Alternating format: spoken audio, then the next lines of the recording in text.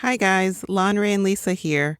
We just wanted to hop in before the show to tell you how much we appreciate your support. It means so much to us, and we'd love to ask you for a small favor. If you could subscribe to our show, rate us, and write a written review on Apple Podcasts or wherever you get your pods, we would be forever grateful. And if you know someone who'd enjoy listening, please tell them about it. And of course, follow the Hippocratic hosts on Facebook, Instagram, and Twitter to keep up with all the latest news. Thanks, everyone. You're the best. Now on with the show. Modern life. Between careers, kids, and health, it can be mayhem. That's why we're here. I'm Dr. Lisa Varghese-Kroll. And I'm Dr. Lonray Falusi. We're physicians, moms, and longtime friends who break it all down for you. Wondering how to juggle all the balls and still stay sane?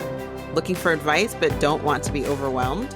Curious about how to make the most out of life for your family but enjoy it at the same time? You're in the right place. Welcome to Health and Home with the Hippocratic hosts.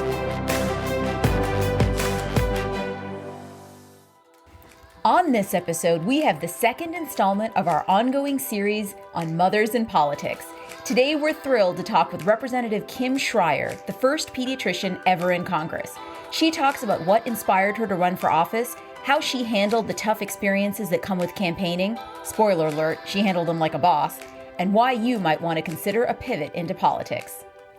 Hey Lisa, how's it going?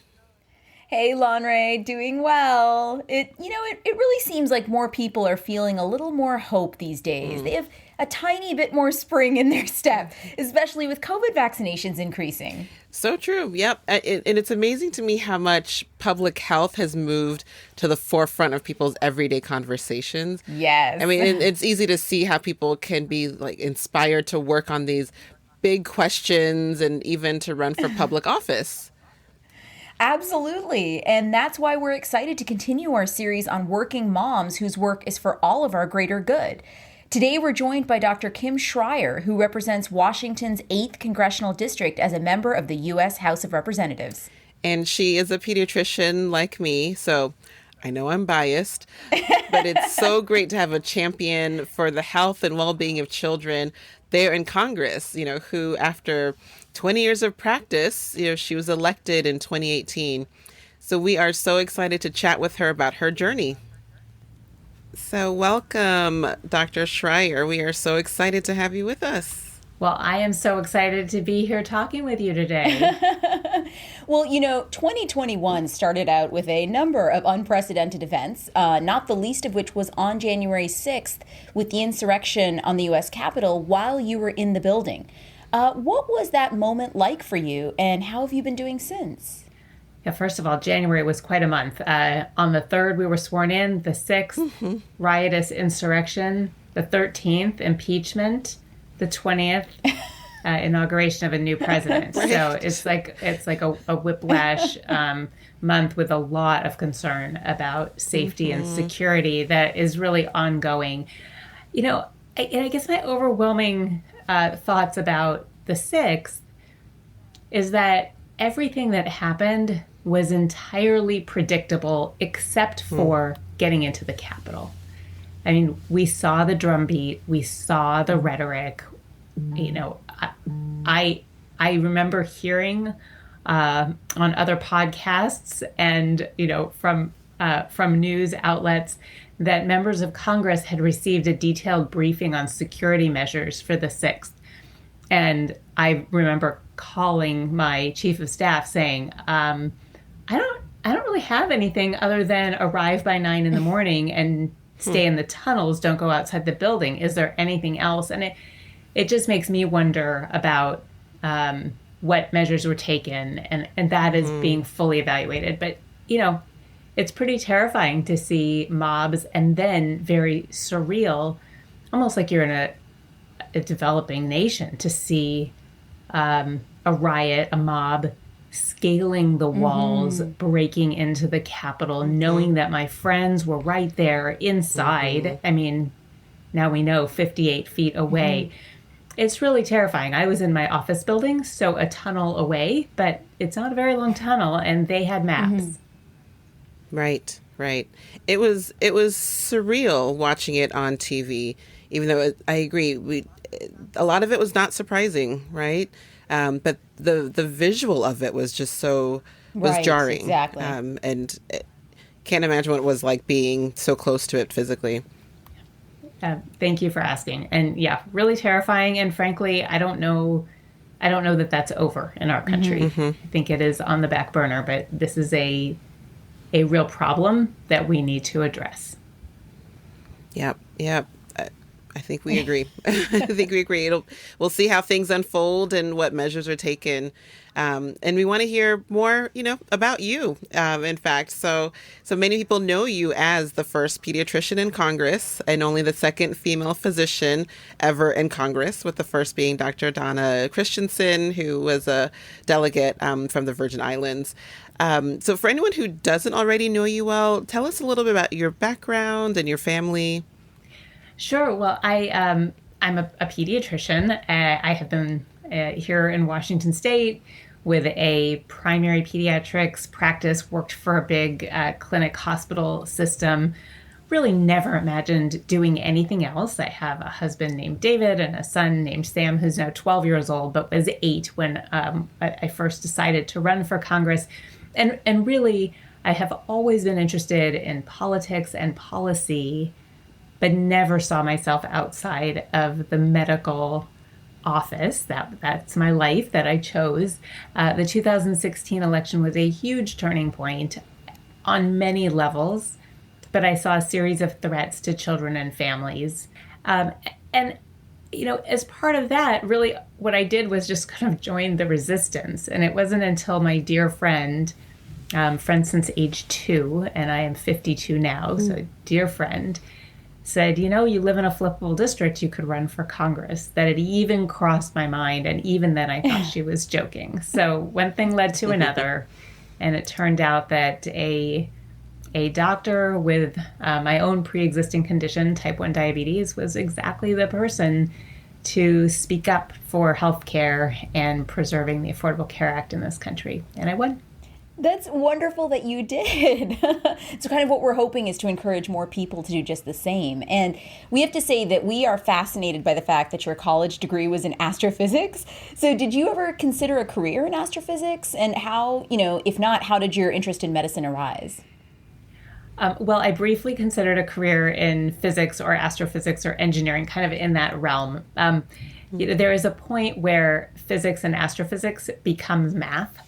And I did not see that as being quite as fulfilling to my personality and my quest for relationships and interaction with people. And so I think it was the background of having type 1 diabetes diagnosed at age 16 and role modeling from my pediatric endocrinologist, Fran Kaufman, that really opened my eyes to this path in medicine. And I have no regrets. I love being a doctor. And right now I love knowing that I can use those same skills to take care of a whole lot more people in a much bigger way.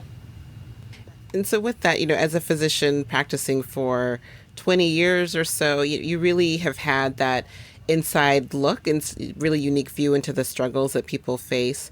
And as a parent, you live that reality, I'm sure, thinking about the health and safety and development of your son. So you started talking about this to give us even more information about your mindset in terms of how you were really spurred to go into politics. From that one friend who suggested it, how do you go from, oh, you must be joking, to I'm going to do it, I'm going to go for it? It took a while between those two milestones of you must be joking, you sent that text to the wrong person, are you kidding, no, I could never do that, I don't know anything, where do you live if you're a member of Congress? Like, these are the discussions that we had, which tells you how far I was from that to, I guess what I did was I put together this notion that there are bystanders and upstanders. And that this was a moment that I saw as a real crisis. And I don't know that everybody sees it that way, but the drumbeat was there for a really bad turn in our country. And I know some people only for the first time saw it on January 6th, when we had a riotous mob insurrection at our Capitol. But I have to tell you that the writing was on the wall before the 2016 election. And there was a steady drumbeat leading up to this. And when you see those kinds of things starting in a country, we've seen it before. History repeats itself. And if you allow that to stand and you don't stand up and do something about it, then you essentially allow it. Authoritarian governments come about because people allow them to come about. Right. Right. So, I think we really agree. We understand, where you're coming from, and are very glad that there are people like you who do stand up to, to do your part. So, knowing that, what was the most difficult thing about campaigning when you look back, and what was the best thing? Well, the most difficult part is here I am, a pediatrician running for office, having no idea what I'm getting into and really doubting along the way that I could really do this. So it's the same kind of doubt that I think many people feel right before they go to college. Can I really do this? Right before medical school, can I really do this? And so there was a lot of doubt along the way, but there was a ton of support. Like when you run for office, so for anybody out there thinking about this, when you run, it's not just you.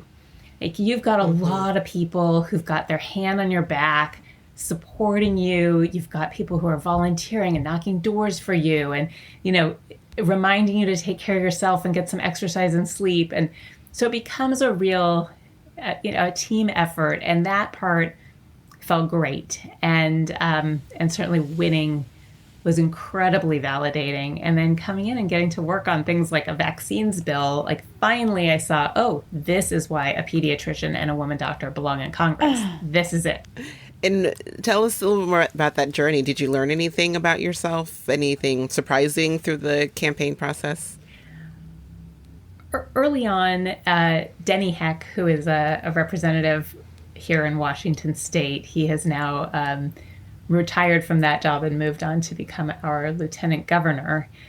But I talked with him really early on when he was first just saying, hey, I heard you're running and I just want to be a resource for you. What questions do you have? And he gave me a bit of advice because I was feeling very uncertain. And he said, look, win or lose, you will respect yourself more having gone through this process. Like you will learn more, you will grow from this experience. And so look at it as a journey because you will like yourself better at the end. And it's so true. I have gone from a naturally very introverted person who only ever spoke with most maybe 6 people in a room taking care of children, right? And most of those were children. Rarely more than 2 adults in the room, to now speaking to hundreds, sometimes thousands of people and feeling comfortable doing it. And that alone is growth, along with things like being able to get up and do that kind of speaking engagement with almost no preparation. And I would have never imagined that as being possible. I love that. The idea you will like yourself better after this journey. That's a great thing to hear.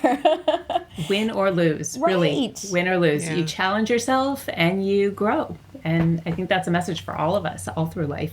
Absolutely. I'm really happy that our listeners can hear that too. And, in talking about that, you ran a tough campaign and your opponents even put out an ad that was considered by many to be anti-Semitic. And I presume that you were probably not getting these kinds of attacks as a well-respected community pediatrician. So how do you as a person get through those types of experiences? All right. Well, here's the honest truth about that. For most of the attacks, I was pretty blissfully unaware. I don't do social media.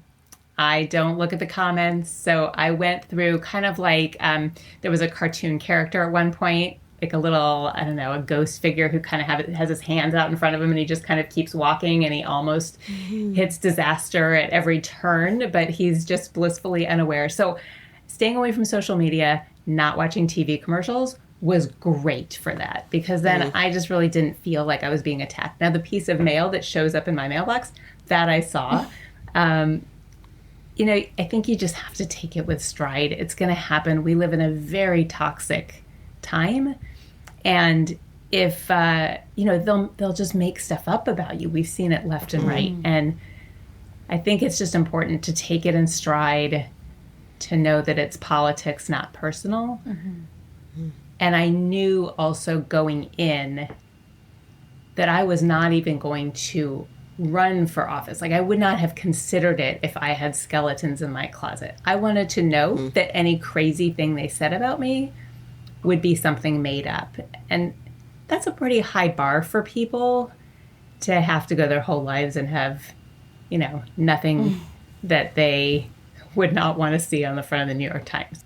I mean, that's great. I wouldn't have expected to hear that. You know, you think about people campaigning and they're pouring through the news and, you know, watching social media. You probably maybe had people who were doing that for you, but really smart tactic to not sort of mire yourself into that, so you can stay focused on, you know, what it is that you wanted to campaign on. Oh yeah, it could just absolutely, you know, kill your soul if you if you see the terrible things that people say, and they really can be very despicable.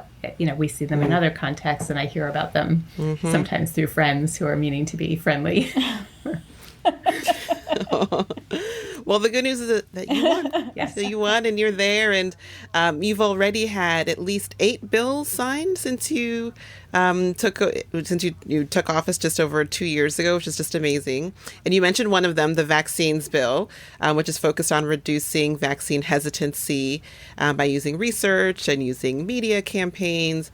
And in fact, the press conference where you introduced the bill is where I was honored to meet you in person the first time. So many congrats on getting that passed. So exciting.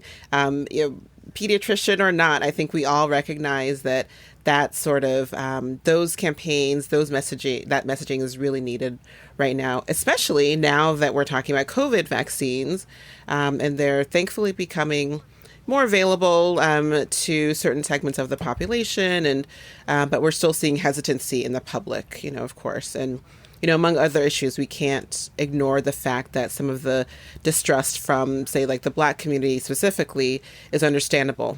Decades, right, of unjust, unethical treatment that's ongoing within the healthcare system. So, you know, our question for you is that what do you think that we can do, whether in the healthcare system or as anyone as an individual, you know, to increase people's confidence, to increase like the trustworthiness of getting a COVID vaccine? Well, thank you for asking and just for setting up that question so perfectly. You know, when I did the vaccines bill, that was in the midst of these measles outbreaks across the country. And it was really kind of targeting parents and anti-vaxxers online, making sure we could set the record straight, get trusted people into communities. And it was a pretty small bill, like when you think about funding, but now it has new life in the context of COVID, where, you know, the nation's well-being may very well depend on getting a lot of people vaccinated. And right now, it's been so interesting to see. I've worked at some senior centers, distributing meals, talking with people during this pandemic, and 100% of the seniors I have talked with cannot wait to get this vaccine. Like right now you are seeing incredible demand. But you have to remember that this is a generation that has seen and experienced polio and measles and, you know, just devastating diseases. Young people today have never seen these because of vaccinations. So there's no calculation for them with risk and benefit other than the risk of getting a shot. The risk of getting the disease is not clear. So I guess what it really comes down to is that we all know that a conversation with your primary care provider is often the most effective way of bringing people over and reassuring them, saying, look, I am the doctor you trust. Let's talk about your fears. Let me see if I can address those fears. And then you move forward together. And that's incredibly effective.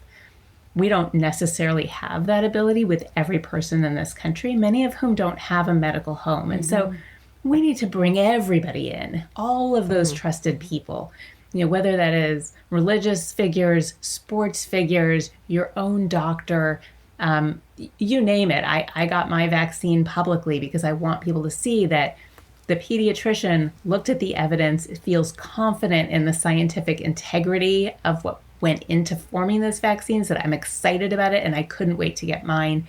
and then that I had no significant side effects, just a sore arm. So we need all of the above. And in a few months, we'll be in a place where supply may, in fact, exceed demand. And so we need to start now on getting that messaging out.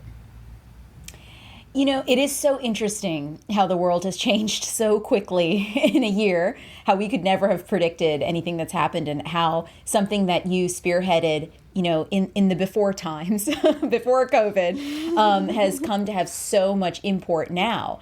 And, you know, you've started this particular congressional session as a member in some powerful House committees.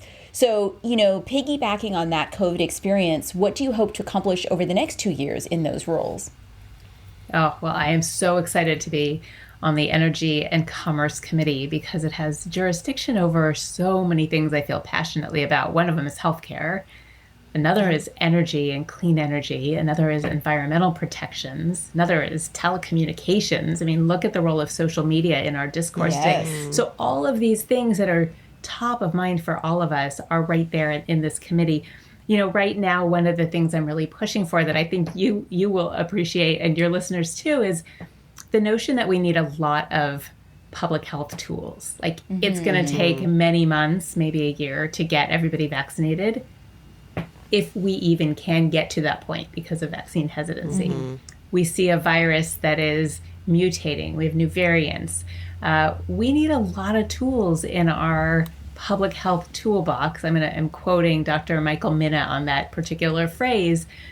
And so what I'd really like to see is at-home, inexpensive tests that you could do every day or every other day. So we know this disease is spread by asymptomatic carriers. That's really hard to manage. But if every day people could just stick a Q-tip up their nose, test themselves, get an answer at home, and if they happen to be positive, they just stay home, stay in their room away from their family. Like, that's how you starve the virus and stop it from spreading. It's also how you stop it from mutating so much, because the viruses mutate as they spread from person to person. So I am really pushing hard to get, you know, these rapid tests. They're kind of like a pregnancy test. They can be made very cheaply. They could be mass purchased by the government. They could be sent to every home in this country. They could be stocked in every store in this country, you know, where you buy a pack for $5 and it comes with a $5 coupon. So you essentially get them free to get everybody on board with this and starve the virus. That's amazing. Yeah, it is that level of like systems thinking that's going to get us out of this. And something that I don't know that, you know, we're still so in it, and waiting for, you know, kind of taking it day by day. So I love that long-term thinking of really how do we starve the virus, and move beyond the kind of like day-to-day sort of measures that we're taking right now. So that is amazing. And we're excited to see what you're able to accomplish over the next 2 years, since your last 2 years were so productive with so many bills that you were able to get through, and other issues that you've been really pushing forth. So with all of that success that you have had and will probably continue to have, do you see yourself pursuing political roles at other levels in the future? Oh, well, you know, I'm the person who never saw herself outside of a pediatrics office. So at this moment, I see myself as being the representative for Washington's 8th Congressional District and nothing else, and a mom and a wife, you know. No, I'm very happy with what I'm doing, and I love representing such a diverse district and trying to meet the needs. That's fantastic. And, you know, that's like everyone's answer, and then they run for president the next year. We'll say that we knew her when. Right, exactly. Well, I don't think that one's in the cards. We'll see. But you know, many of our, or at least some of our listeners may be considering running for office, but are concerned about putting their careers on hold. And that's actually one of the reasons why we wanted to start this series on Mothers in Politics, because we wanted to kind of pull back the curtain on how that's really possible. So can you talk a little bit about the logistics of putting your medical career on hold while you were running, and now that you're in office, kind of how that works for you? Yeah, this is a real barrier. And you might hear a different story from different people. Like you might get a very different perspective from me than you would get from Katie Porter, for example, just because of different circumstances. So leaving a medical career to run, that posed its own challenges because I knew that I would probably alienate half of my patients just by taking a side, right? Like I was coming out as a Democrat, which meant that half of because we're so polarized, right? And that half of my patients might not come back to me again. I didn't know. And if I had lost, that would be an issue. Now, the next thing that I learned is that it is so all-consuming to run for office, especially in a district like mine. Like mine was the one where they basically said, well, if Kim Schrier can flip Washington's 8th district, then the Democrats will have the majority in the House. So it was a very intense, very expensive race, which meant that I really couldn't work. And that's very restricting. I mean, if you think about the fact that I had to leave my job for a year and a half just to run for office, that eliminates a lot of people in this country. So, you either need to have resources, tap into your retirement, which is kind of what we did, have a spouse who can support the family. That's really, really hard. And so we need to make changes to our democracy to make it easier for regular people to run because we need a diversity of backgrounds, people, socioeconomic levels, everything. So you probably want to talk with a lot more parents. And in terms of how to do this as a mom, I really lean heavily on my husband. I mean, David is wonderful. And so he's the guy who now has to keep up with the PTA emails and, the school photos and everything else. And I'm just very, very grateful to have such a supportive husband. The whole family does this together. Love it. Oh, that's amazing. So then can you tell us why you think it's important for people who are mothers and or physicians to seek elected office? We all bring our own perspective.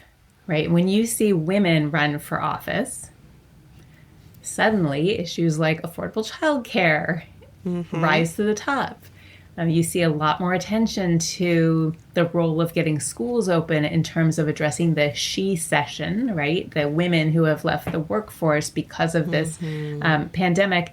So I just think it is really helpful to have a lot of different perspectives. And now I'm seeing on these committees that having the voice of a doctor, you bring some legitimacy to that conversation as a physician. So I will invite your listeners to come and join me or, run for an office at the local level. Like find a place. If you have important things to say and policies you want to pursue and a passion, go for it. And my big advice about running is just be you. Be your authentic you. People have a very good ability to detect baloney, and so just be you and be comfortable in your own skin. Oh, that's great advice. I mean, even never having run for office, we can tell that's great advice. So is there anything else that you want to share with our listeners? Anything that we didn't touch on?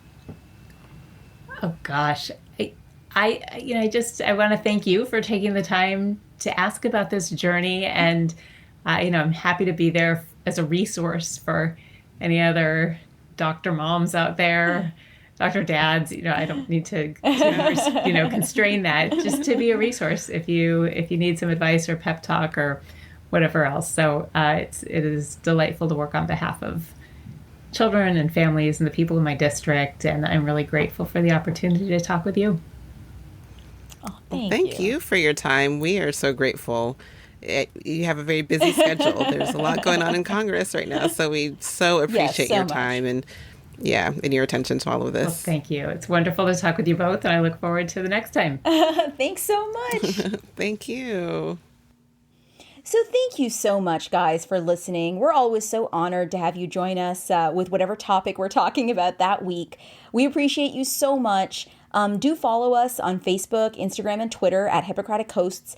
And please subscribe to our podcast and review us in Apple Podcasts or wherever you get your shows. And if you like what you hear, please tell a friend. Thanks so much, and we'll talk to you again soon. Thanks for listening to Health at Home with the Hippocratic hosts. Remember that all views expressed here are our own, not our employers, and all content is for informational purposes only and should not be construed as medical advice, nor the establishment of a doctor-patient relationship. Always consult your own physician or healthcare team for any medical issues. If you enjoyed this episode, please rate us, subscribe, and tell a friend. And check out our website at www.hippocratichosts.com for show notes on this and all our episodes.